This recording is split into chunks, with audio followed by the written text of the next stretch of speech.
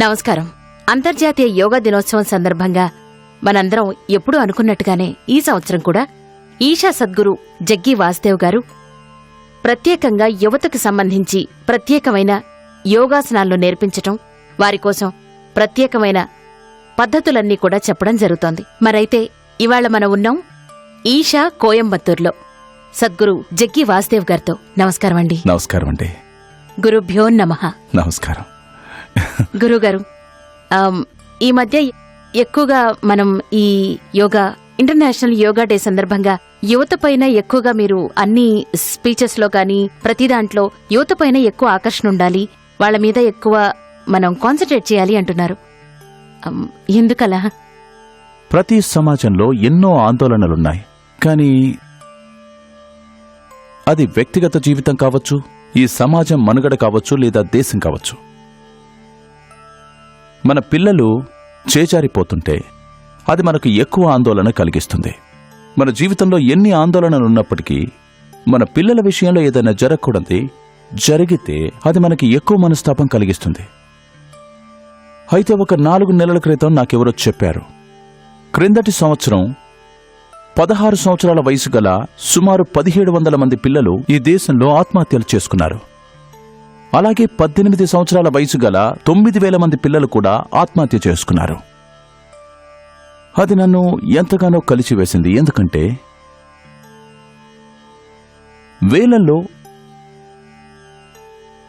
వేల సంఖ్యలో రైతులు ఆత్మహత్యలు చేసుకుంటున్నారు. అయితే ఎందువల్లో మనమది వారి తలరాత అనుకుని బ్రతికేయడానికి అలవాటు పడ్డాం. కానీ ఇప్పుడు మన పిల్లలు ఆత్మహత్యలు చేసుకుంటున్నారు. వారు ఈ లోకంలో ఎంతో ఆసక్తికరమైన జీవితం ఆస్వాదించాల్సిన వారు. అలాంటి వారు ఆత్మహత్యలకు పాల్పడితే అప్పుడు మనం ప్రాథమికంగా మన సమాజంలో ఏదో పెద్ద తప్పు చేస్తున్నామని అర్థం. అంటే మనం ఈ జీవితాన్ని అపార్థం చేసుకున్నామని తెలుసుకోవాలి. అయితే ఈ విషయం నా దృష్టికి వచ్చేసరికి నాకనిపించింది మనం పిల్లల పట్ల ధ్యాస పెట్టాలని. అప్పుడు నాకనిపించి చెప్పాను, కనీసం 10,000 స్కూళ్లనైనా మనం కలవాలి అని. ఆ రోజునాడు 10,000 స్కూళ్లు అనగానే చాలా కష్టమవుతుందని అనిపించింది. కానీ ఆ తర్వాత నేను 8-9 రాష్ట్రాలు తిరిగి అక్కడి ముఖ్యమంత్రులను, విద్యాశాఖ మంత్రులను కలిశాను. అయితే గొప్ప విషయం ఏంటంటే వారందరూ కూడా ఎంతో మంచిగా, ఉత్తేజంగా స్పందించారు. అలా ఈరోజు మేము సుమారుగా 30,000 స్కూళ్లకు చేరుకున్నాం. ఇంకా ఆ సంఖ్య పెరుగుతూనే ఉంది. ప్రస్తుతం దాదాపు 1,80,00,000 మంది పిల్లలు, అందరి వయస్సు 10 నుండి 16 మధ్య ఉంటుంది. మేం వారందరికీ 20 నిమిషాల పాటు ఉపయోగలో శిక్షణ ఇస్తాం. ఉపయోగ అంటే అది ఒక రకం ప్రారంభ యోగా లేదా పూర్వయోగా. అసలు దాని అవసరం ఏంటి అంటే, మనం యోగా చేసేటప్పుడు ఎలా ఉన్నప్పటికీ దానికి మరోవైపు ఆధ్యాత్మిక కోణం ఉంటుంది. అయితే ఉపయోగాలో శారీరక మరియు మానసిక ఉపయోగాలున్నాయి, ఎన్నెన్నో ఉపయోగాలు. మేం చేసే మరో ప్రత్యేకమైన కార్యక్రమం ఏంటంటే, మేం పిల్లలకు శిక్షణ ఇవ్వడం లేదు, ముందు మా వద్ద ఉన్న అధ్యాపకులకి శిక్షణ ఇస్తున్నాం. ఇప్పటికి సుమారు 45,600 మంది మా అధ్యాపకులు తయారయ్యి వారు మన దగ్గరున్న 30,000 మంది స్కూళ్లలోని అధ్యాపకులకు శిక్షణ ఇస్తున్నారు. ఈ 20 నిమిషాల పూర్వయోగా వారి రోజువారీ జీవితాల్లో భాగమైపోతుంది. ఇలా కనీసం వారానికి 5 రోజుల పాటైనా వారు స్కూల్లో ఉన్నప్పుడు ఇది భాగంగా ఉంటుంది. ఇక మరికొన్ని ప్రాంతాల్లో ముఖ్యంగా తల్లిదండ్రులను ఇందులో కలపాలని చూస్తున్నాం. అది జరిగినాడు ప్రతి ఇంట్లో కూడా యోగా చేసే సాంప్రదాయం నెలకొంటుంది. ఇది ఎందుకని అంత ముఖ్యమైంది అంటే, పౌరులుగా మనం 1.3 బిలియన్ల జనాభా ఉన్న భారతీయులం. మన సౌకర్యం కోసం చాలా దగ్గరగా నివసిస్తున్నాం. మనకు భయపడ్డానికి అసలు ఆస్కారం లేకుండా చేసుకున్నాం. ఎప్పుడు మన చుట్టూ ఎంతో మంది ఉంటుంటారు. ఇదిలా ఉంటే ప్రజలు తమ మానసిక సంతులనం కోల్పోయే అవకాశం కూడా చాలా ఎక్కువ. అయితే మనకున్న కొన్ని బలమైన సాంప్రదాయ పునాదుల వల్ల ఇప్పటి వరకు నెట్టుకొచ్చాం. కానీ ఇప్పుడు మనకు అవశేషాల్లో మిగిలి ఉన్న ఈ సాంప్రదాయం వారిని ఆపలేదని తర్వాతి తరాల వాళ్ళు విజ్ఞానానికి తెలియజేస్తున్నారు. పిల్లలు ఆత్మహత్యలు చేసుకోవడం దాన్ని నిరూపిస్తుంది. అది వారిని కొనసాగనివ్వడం లేదు. అయితే ఒక సులువైన యోగా పద్ధతిని లేదా ప్రసారానికి కావలసిన ముఖ్యమైన పరికరాలను తిరిగి తీసుకురావడం వల్ల మన బాధ్యత ఏమిటంటే ఈ ప్రసారానికి కావలసిన పరికరాలు ఎవరో ఒక్కరి చేతుల్లో కాకుండా వ్యవస్థలు కావచ్చు, లేదా గురువులు కావచ్చు, లేదా మరో రకమైన అధికారం కావచ్చు. కానీ అది కేవలం ప్రజల చేతుల్లోనే ఉండేలా చూసుకోవాలి.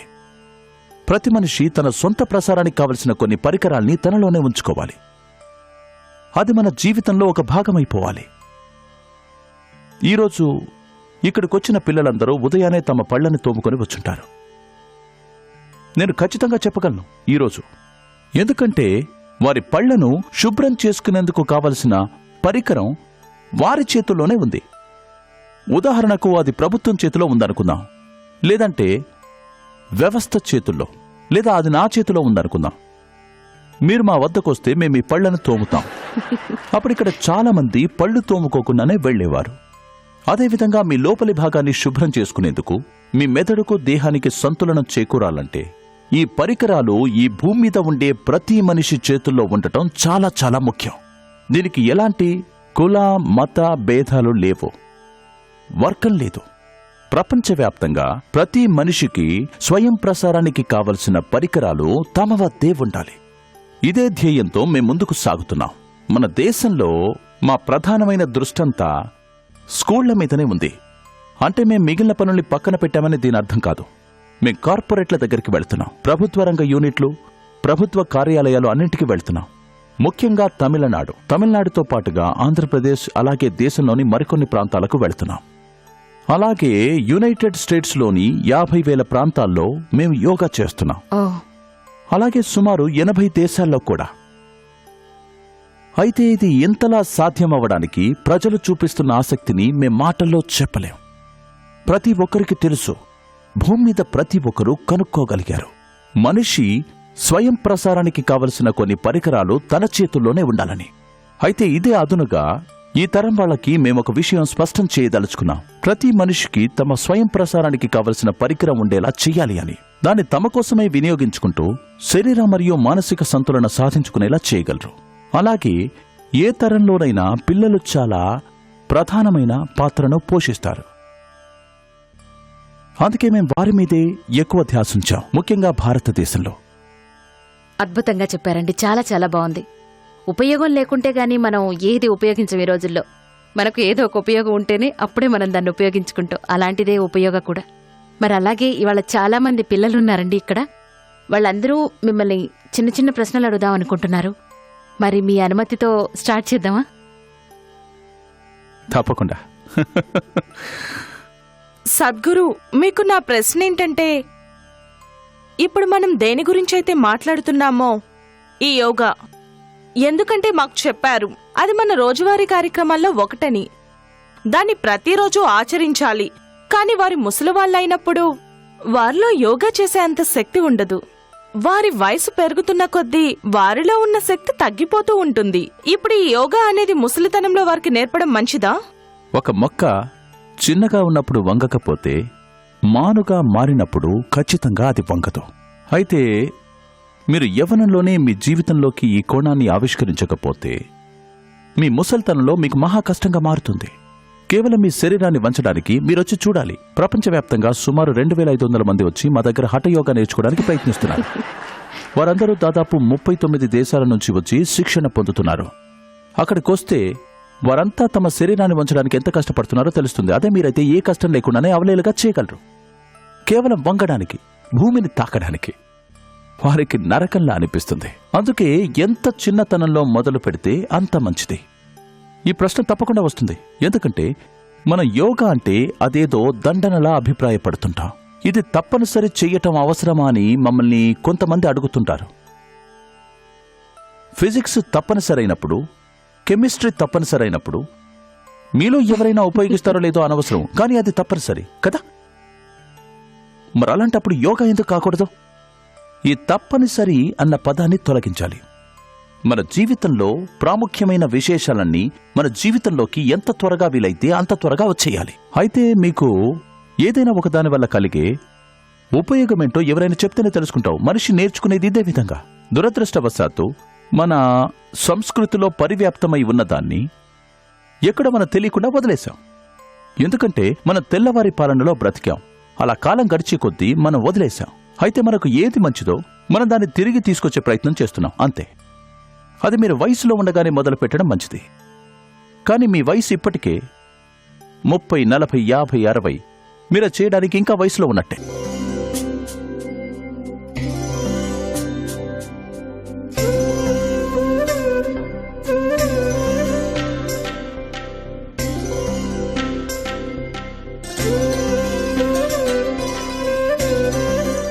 మాలో చాలా మంది బయట జరిగే పరిస్థితుల వల్ల ప్రభావితమవుతున్నాము. అందులో ఒకటి, మేము మానసికంగా చాలా ఇబ్బంది పడుతున్నాము. వాటి ప్రభావం మా మీద పడకుండా ఉండాలంటే మేమేం చేయాలి?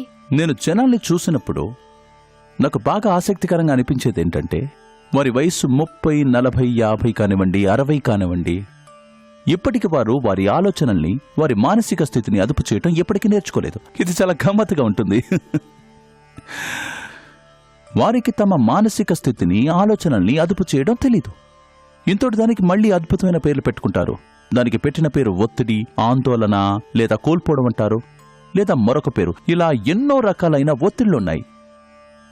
ప్రాథమికంగా వారికి తమ మానసిక స్థితిని, ఆలోచనల్ని అదుపు చేయడం రాదు. అయితే ఒక కోణంలో చూస్తే, నువ్వు చేత్తో చేయాల్సిన ఒక క్రియని మనం ఆచరణలో పెట్టలేదు. అది కేవలం తినడానికి కాదు. మీకొక దాన్ని తీసుకోవడం రాకపోతే అలాగే మీరు చాలా పనులు చేయలేరు. మీరన్నిటికీ మరేదో పరికరం సహాయం తీసుకోవాల్సి వస్తుంది. నిజమేనా? ఇది ఎవరో జీవన శైలి మీద చేస్తున్న వ్యాఖ్య కాదు. నేనేం చెప్తున్నానంటే, ఇదే విధంగా మీరు దేన్నైనా వాడకపోతే కాలం గడిచే కొద్దీ అది పనికి రాకుండా పోతుంది.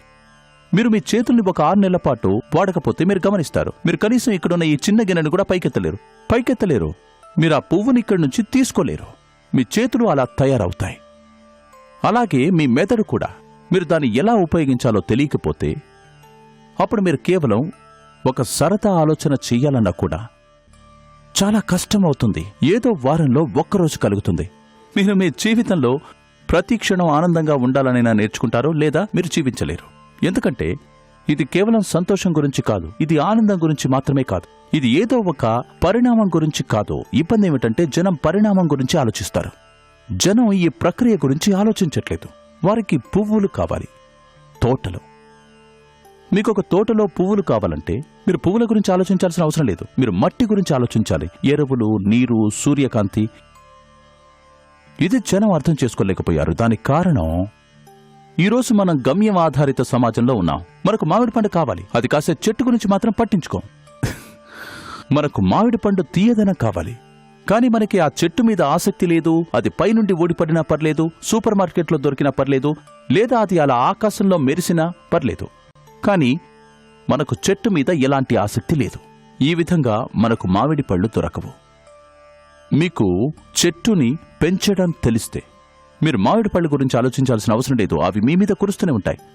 ఆ తీయదనం మీకు అభిషేకం చేస్తుంది. కానీ మీరు అర్థం చేసుకోవాల్సిందల్లా ఒక చెట్టుని ఎలా పెంచాలి అనేది. మనం ఈ శరీరాన్ని ఎలా కాపాడుకోవాలి, మన ఆలోచనల్ని ఎలా అదుపు చెయ్యాలి, బయటికి కనిపించే మనం అనే వారిని ఎలా అదుపు చెయ్యాలి, ఎలా మన కెమిస్ట్రీని, ఎలా మన బలాన్ని అదుపు చేయాలన్నది వదిలేసి ఎలా ఆనందంగా ఉండగలమని ఆలోచిస్తున్నాం. అది ఎప్పటికీ జరగదు. అది కలగానే మిగిలిపోతుంది. మీరు చెట్టుని జాగ్రత్తగా చూసుకుంటేనే ఆ తర్వాత తీయదనం వస్తుంది. మీకు తీయదనం కావాలి, కానీ చెట్టుని ఏమాత్రం పట్టించుకోరు. ఆ విధంగా అది జరగదు. మీరిందులో ఏం వేస్తున్నారో పట్టించుకోరు. దీన్ని ఎలా అదుపు చేయాలో తెలీదు, కానీ ఆనందం మాత్రం కావాలి. బావుంది, అందుకే కోల్పోయిన భావన కలుగుతుంది. కనీసం ఒక్క విషయం మీరంతా అర్థం చేసుకోవాలి. ఎంత సాంకేతిక అభివృద్ధి ఉన్న ఈ కాలంలో మనం కనీసం ఈ ఒక్క విషయమైనా అర్థం చేసుకోవాలి. ఏదో సరిగ్గా పనిచేయట్లేదు అంటే మనం ఏదో తప్పు చేస్తున్నామని అర్థం. ఈ విషయం మీకు అర్థమవుతుందా? అవునా? అవును. ఏదో సరిగ్గా పనిచేయలేదు అంటే తప్పకుండా మనం ఏదో పొరపాటుగా చేస్తున్నామని అర్థం. అంతేనా కదా? అవును. అయితే మనం మన జీవితంలో ఆనందంగా లేమంటే మనం ఆలోచిస్తున్నప్పటికీ కూడా మనం ఏదో పొరపాటు చేస్తున్నామని అర్థం. సద్గురు, ఈ రోజుల్లో మాకు చాలా మంది కెరియర్ పెంచుకోవాలి, సంబంధాలు పెంపొందించుకోవాలి, మాకు యోగా లాంటివి చేయడానికి సమయం లేదు అంటున్నారు. వారికి యోగా ప్రాముఖ్యత ఎలా చెప్పాలి? ఒక మనిషి యొక్క ఉత్పాదకత అనూహ్యంగా పెంచగలం అనేది మేమిక్కడ ఎప్పుడూ చూస్తూనే ఉంటాం. మేమందరం 24 గంటలు పనిచేస్తూనే ఉంటాం. సరిగ్గా చెప్పాలంటే 18 నుండి 20 గంటల షెడ్యూల్, వారంలో 7 రోజులు. మాకు కొన్ని సంవత్సరాలుగా సెలవంటే ఏంటో తెలీదు. మేం కూడా ఒత్తిడికి లోనైనట్టు కనిపిస్తున్నామా? లేదుగా. ఎందుకంటే మేం లోపల నుంచి చక్కగా పరిరక్షించబడుతున్నాం. ఒక మెషిన్ సరిగ్గా పనిచేయాలి అంటే ముఖ్యమైన విషయం ఏంటంటే మనం దాన్ని ఎలాంటి పరిస్థితుల్లో ఉంచామనేది. మీకు పోటీ పడాలని ఉంటే మీ కెరియర్ అది ఇది అని మీరు ఏం చెప్పినా సరే మీరు ప్రపంచంతో పోటీ పడాలనుకుంటున్నారు. మీకు ఒకవేళ పోటీ పడాలని ఉంటే పోటీ పడే యంత్రమే మీకు కావాలి. అయితే ఇక్కడ సమస్య ఏమిటంటే జనం తమ కోరికల్ని పెంచుకుంటున్నారు. మీ కోరికల్ని పెంచుకునే బదులు మీలోని పోటీతత్వాన్ని పెంచుకోవాలి. నేను యోగా చేయమన్నాను అంటే మీలోని పోటీతత్వాన్ని పెంచుకోమని చెప్తున్నట్టు. మీలోని అర్హతల్ని పెంపొందించుకోవాలి, మీ కోరికల్ని కాదు. మీ అర్హతల్ని అభివృద్ధి చేసుకుంటే మీరు ఏ శ్రమ లేకుండా కార్యం సాధించగలరు. మీరు కోరుకోలేని కోరికల్ని కూడా మీరు సులభంగా సాధించగలరు. జీవితం అంటే ఇలా ఉండాలి. మీరు ఎలాంటి కార్యాల్ని సాధించగలరంటే మీరు వాటిని కోరుకోవడానికి కూడా అసాధ్యమని అనుకునేటటువంటివి. తమలోని అర్హతల్ని పెంచుకునే బదులు జనం తమ కోరికల్ని పెంచుకుంటున్నారు. వారిని బిజీగా ఉన్నారని అనను, వారు ఖాళీగా లేరంతే. ప్రతి ఒక్కరికి సమయం ఉంటుంది. ఒకవేళ మీరు ఈ దేశానికి సారథ్యం వహిస్తున్నా మీకు సమయం ఉంటుందనేది మన ప్రధానమంత్రి గారు నిరూపిస్తున్నారు. ఎన్నో సమస్యలు ఇంకా ఎన్నో అవకాశాలున్నప్పటికీ ఆయనకి యోగా కోసం సమయం ఉన్నప్పుడు మరి మీకెందుకు లేదు? మీరు అలాంటి పని ఏం చేస్తున్నారో నాకు తెలియడం లేదు. మీరు బిజీగా లేరు కానీ ఖాళీగా లేరంతే. మాలో చాలా మంది యోగా చేయడానికి ఇష్టపడుతుంటాం. అందరూ పిల్లలు చేస్తారు, పెద్దవాళ్ళు చేస్తారు, మా టీచర్స్ చేస్తారు, పేరెంట్స్ కూడా చేస్తుంటారు. కానీ ఇందులో నాకు పెద్దగా తేడా ఏంటో తెలియలేదు. దానివల్ల వచ్చే లాభాలేంటి, అది మాకు ఏ రకంగా ఉపయోగపడుతుంది? చూడమ్మా, నువ్వు మీ పెరట్లో పని చేయి. 2 నారు మొక్కల్ని నాటు, సరేనా? అయితే ఒక మొక్కని పూర్తిగా వర్షానికే వదిలే, మరొక మొక్కని డ్రిప్ వ్యవసాయానికి ఉంచు, రోజుకు 3 గంటలు. 5 సంవత్సరాల తర్వాత మీరు ఆ రెండింటినీ గమనించండి. అప్పుడు మీరు నిర్ణయించుకుంటారు. మీకప్పుడు తెలుస్తుంది ప్రతిరోజు కష్టపడే వారికి, ప్రకృతికి వదిలేసిన వారికి మధ్య తేడా. నిజానికి సహజంగా ఏదో ఒక చెట్టు అలానే పెరుగుండొచ్చు. అడవుల్లో ఎన్నో చెట్లు పెరుగుతుంటాయి కదా. కానీ అది కేవలం 5 సంవత్సరాల్లో కాలేదు. అది జరగడానికి 50 ఏళ్ళు, 100 ఏళ్లు పట్టింది. అయితే అది కూడా అంతే. ఎందుకంటే మనిషి జీవితం చాలా చాలా చిన్నది. మీరు 100 ఏళ్లు అనుకున్నప్పటికీ మనిషి లోపల దాగి ఉన్న శక్తికి 100 ఏళ్లు కూడా చాలా తక్కువ. మీరక్కడికి వీలైనంత త్వరగా చేరుకోవాలంటే మీకు సాధన కావాలి. ఒకవేళ జరిగేది జరగనివ్వు అని వదిలేస్తే, అవును జరుగుతుంది, మీకు కొంత జ్ఞానం కలుగుతుంది. చాలా మంది అంటుంటారు వయసుతో పాటు జ్ఞానం కూడా పెరుగుతుందని. కానీ దానివల్ల ఉపయోగం ఏంటని అడుగుతున్నా. ఏమిటి ఉపయోగం? మీకొక బంగారు దువ్వెనని ఇచ్చాను కానీ మీకు తల మీద వెంట్రుకలే లేవే. అలాగే జీవితం అయిపోయే సమయానికి మీకు జ్ఞానం వచ్చింది లేదు. మీకు జ్ఞానం అనేది మీ 18వ ఏటనే రావాలి. మీరు నిజంగానే 18 ఏళ్ళు వచ్చేసరికి జ్ఞానవంతులై ఉండాలి. అప్పుడే మీ జీవితాన్ని ఆనందంగా జీవించగలరు. అవునా కదా? అందుకే యోగా. మంచి ఉదాహరణ. మీరు కూడా ప్రయత్నించి చూడండి. తప్పకుండా ట్రై చేయండి. నమస్కారం సద్గురు. మేము ఎన్నో రకాలైన శారీరక శ్రమ చేస్తుంటాం కదా. అంటే మేము వారానికి 3 రోజులు జిమ్కి వెళ్తే సరిపోతుంది. అదే విధంగా ఈ యోగా కూడా వారానికి 3 సార్లు 2 సార్లు చేస్తే సరిపోతుందా? ఈ రెండింటి ఫలితాలు ఒకేలా ఉంటాయా? యోగా అనగానే శారీరక వ్యాయామం అని మనం అనుకుంటున్నాం. కాదు. ఈ ప్రశ్న నన్ను చాలా మంది చాలాసార్లు అడిగారు. మీడియా వాళ్ళు నాకు తారసపడినప్పుడు వాళ్ళు అడిగే మొదటి ప్రశ్న ఏంటంటే, సద్గురు రోజులో ఎన్ని గంటలు మీరు యోగా సాధన చేస్తారు అని. కేవలం 20 సెకండ్లే అని నేను చెప్తాను. ఎందుకంటే అంతే చేస్తాను గనక. కానీ అంత ప్రావీణ్యత సంపాదించడానికి 20 సెకండ్లలో శరీరాన్ని పునఃవ్యవస్థీకరణ చేయడానికి నాకు ఇన్నేళ్లు పట్టిందని చెప్పొచ్చు. ఇప్పుడు నేను కేవలం ఒక 20 సెకండ్ల పాటు కళ్ళు మూసుకుని కూర్చుంటే మళ్లీ తిరిగి నేను శక్తి పుంజుకుంటాను. కానీ అలా సిద్ధం చేసుకునే ప్రావీణ్యత రావాలంటే చాలా ఏళ్ల పాటు కృషి ఉండాలి. దానికి ఎంతో నిష్ఠ కావాలి ఆ స్థానంలోకి చేరుకోవడానికి. అయితే మనం ఎప్పుడైతే యోగా అంటామో దాని అర్థం మనం కేవలం శారీరక వ్యాయామం గురించి మాట్లాడట్లేదు. ఎవరైనా జిమ్కి వెళ్లేది తమ కండరాల్ని దృఢంగా చేసుకోవడానికి. అలాగే కొన్ని సంవత్సరాలు చేశాక మీరు ఇలా వంగిపోయి నడవాల్సి ఉంటుంది. మీరు మీ మెడని కూడా తిప్పలేరు. మీరు ఎప్పుడైనా వాళ్ళని చూసారా? అలా ఎక్కువగా తమ కండలు పెంచేసిన వాళ్ళు తమ మెడ కూడా తిప్పలేరు, ఇలా ఉండిపోతారు. మరి మీకు ఏం చేయాలని ఉంది? నేను ఎంత ఇనుమునైనా ఎత్తగలను అంటారా? సరే అయితే మేము నేను మాకు పనులు చేసి పెట్టేందుకు ఉంచుకుంటాం అంటారు. మిమ్మల్ని అక్కడేదో తవ్వమని చెప్తారు. కానీ తవ్వడానికి చాలా యంత్రాలున్నాయి. ఈ కండలు పెంచే కాలం పోయింది, అవునా? మీరు కండలను మీకు కావలసినంత వరకు మాత్రమే పెంచుకోవాలి. విపరీతమైన కండలు ఒక కాలంలో చాలా పెంచుకునేవారు, ఎందుకంటే అప్పుడు పనులన్నీ మనుషులే చేసేవారు కాబట్టి. కానీ ఇప్పుడు అవసరం లేదు, ఎందుకంటే మనకు ఎన్నో యంత్రాలున్నాయి. మనకు అవసరమైనంత కండలు మాత్రమే ఉండి ఈ శరీరాన్ని దృఢంగా ఉంచితే చాలు. ఈ కండలు మీ మెదడులోకి చేరనివ్వకుండా చూసుకోవాలి. చాలా బాగా చెప్పారు సద్గురు. ధన్యవాదాలు. మీ అమూల్యమైన నమస్కారం. సమయాన్ని మాకు కేటాయించినందుకు ఈటీవీ తరఫున ధన్యవాదాలు. నమస్కారం. నమస్కారం.